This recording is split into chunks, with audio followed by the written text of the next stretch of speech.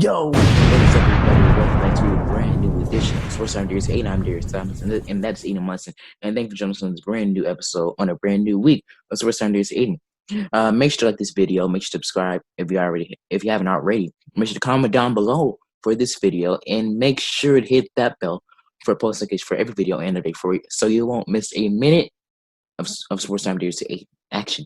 Aiden, today we have another episode of M18 preview for our viewers out there. For the next couple of episodes, we are focusing on the big market teams. We're focused on some of the best teams in the NBA.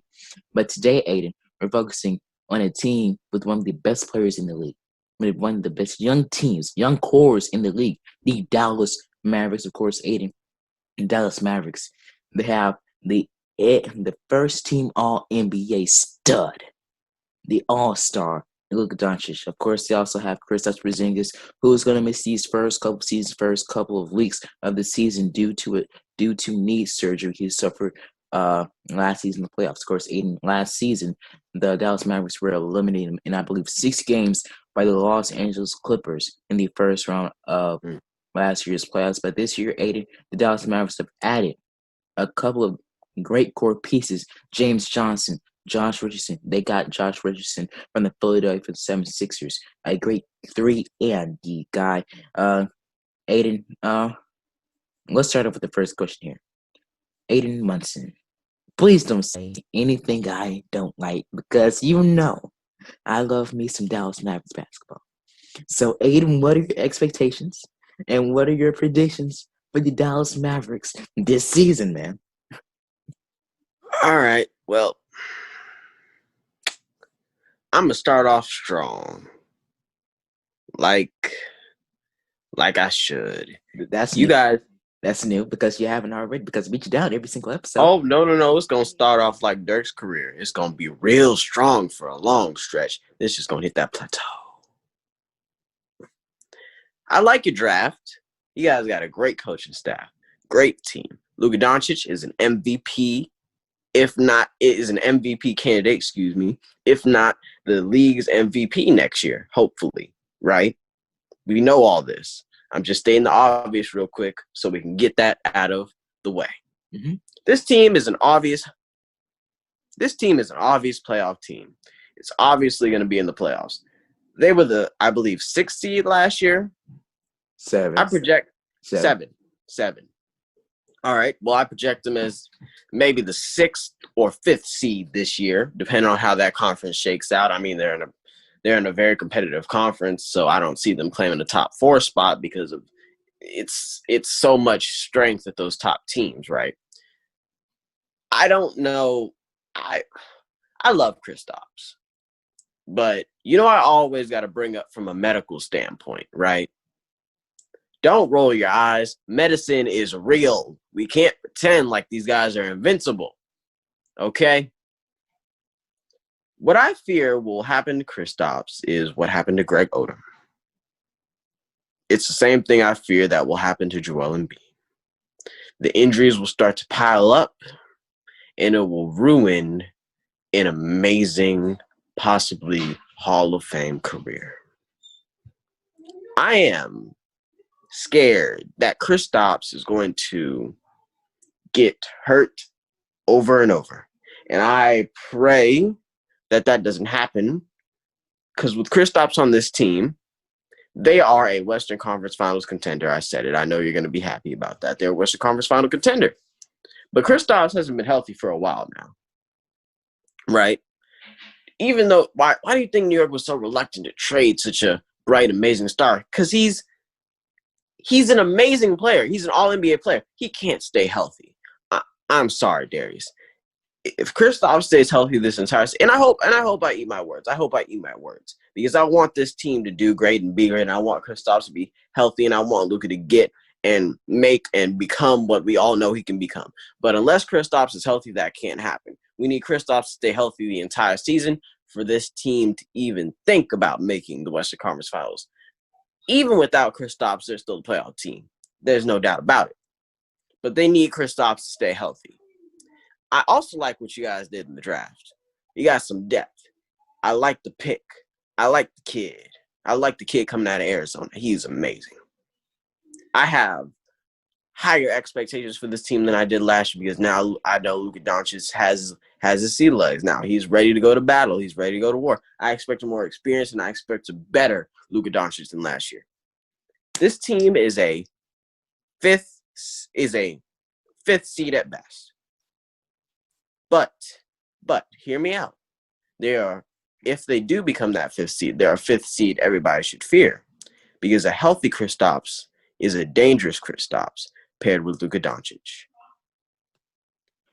Aiden, I've been a Dallas Mavericks fan all of my life.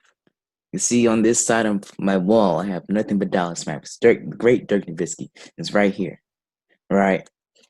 I fell in love with the game of basketball.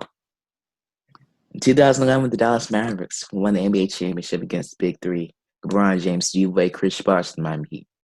But when I look at this team, this Dallas Mavericks team, I do agree with your fact that Kristaps Porzingis does need to stay healthy on a consistent basis for the Dallas Mavericks to be successful to a degree.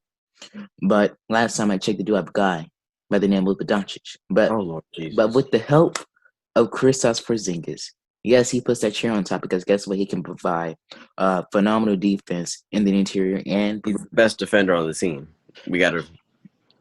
He's the best defender on that team. On interior defense. But Aiden, I want to focus on the depth part of this team. Of course, you still have Luka Doncic. Of course, you still have Kristaps Porzingis, who's expected to miss the first couple of weeks of the season due to surgery. But I want to focus on the Dallas Mavericks picking up Josh Richardson from the Philadelphia 76ers. Aiden, don't forget, Josh Richardson is one of the most underrated players in the league, and not just because he is on the Dallas Mavericks, but remember when he was with the Philadelphia 76ers, replacing a former all-star, perennial-time all-star, and one of the best players in Jimmy Butler when he left the 76ers for Miami. And when Josh Richardson, in a short time in Philly, he did provide great production when both Ben Simmons and Joel Embiid were injured during the season and during the NBA restart when they entered the bubble. Josh Richardson, he's a phenomenal perimeter defender. He is the guy I think the Dallas Mavericks really needed because he provides that 3-and-D type of play style for the Dallas Mavericks. And I think defense is one of the main priorities the Dallas Mavericks needed to fix going into the offseason. Of course, last year, Aiden, the Dallas Mavericks had one of the most historic offenses in NBA history. In NBA history, Aiden. Of course, that's more along the part of Luka Doncic scoring and the ball, and Tim Hardaway Jr. and Dorian. One of the best scorers in the league, but it's as what we know now as the James Harden effect. You need to get great defenders to help him. Well, I would say Luka Doncic is a better defender than James Harden. Well, yeah, that's no doubt. I mean, he's bigger than James Harden. Yeah, I would say that, Aiden. But look, the Dallas Mavericks. James Harden's like 6'5", Luka Doncic is like 6'7". He better be a better defender.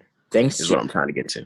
Aiden, thanks to the suspension of the season, Dallas Mavericks got some of the players from last season who suffered season-ending injuries are able to come back by the start of the season on December 22nd. Guys like Dwight Powell, who I believe tore his ACL or his Achilles in February, he's coming back at the beginning of the season. Look at Jalen Brunson. Look, he provides additional depth to the Mavericks backcourt, which I really think would help to go along to back up Luka and Josh Richardson and maybe even Tim Hardaway Jr. The Dallas Mavericks picked up James Johnson. He is quote unquote the tough guy of this Dallas Mavericks team, right? I'm going to answer the question directly. What are my expectations and predictions for the Dallas Mavericks this season? Dallas Mavericks are most definitely a second-round team based on how big of an impact trades and free agency signings have played a factor during the offseason. Look at Houston. They traded Russell Westbrook to Washington, and they got a a pretty much injured every season player in John Wall, right? I believe they took a step back, and along with the fact that James Harden really does not want to be there, I think that really derailed Houston, right? And I go to Los Angeles. I do believe they won, but Right. you know, I have to add real quick. James Harden still hasn't reported to training camp, so we know for a fact that he doesn't want to be there now. right, Aiden. Look, as I mentioned, with Serge Ibaka going to the Clippers, I think that gave the Clippers a little bit more depth by losing Montreal to the Lakers. Of course, we all know the top teams, the Western Conference. Of course, you still have the Lakers with LeBron and AD. You still have the Clippers, right? And you can't keep them out of the conversation. But look at those other teams. Those the rest of those, I believe, 6 teams. The rest of those 6 teams, I believe the Dallas Mavericks could be easily. Look at Denver. I think the Dallas Mavericks, with those additions of James Johnson and Josh Richardson, I believe that they could neutralize both Jamal Murray and Nikola Jokic if Kristaps Porzingis does come back and is healthy and better than ever due to the time that he is missing. Uh, Look at Utah, Donovan Mitchell and Rudy Gobert. Rudy Gobert is not an offensive type of guy. We know that, Aiden. He is a defensive style player, multiple time defensive player of the year. I think the Dallas Mavericks neutralized them. I can go down the list. I could go down the list. I can't forget about the Phoenix Suns, right? Oklahoma City done take a step back by losing Chris Paul. They're building up for the future. The Dallas Mavericks time is now.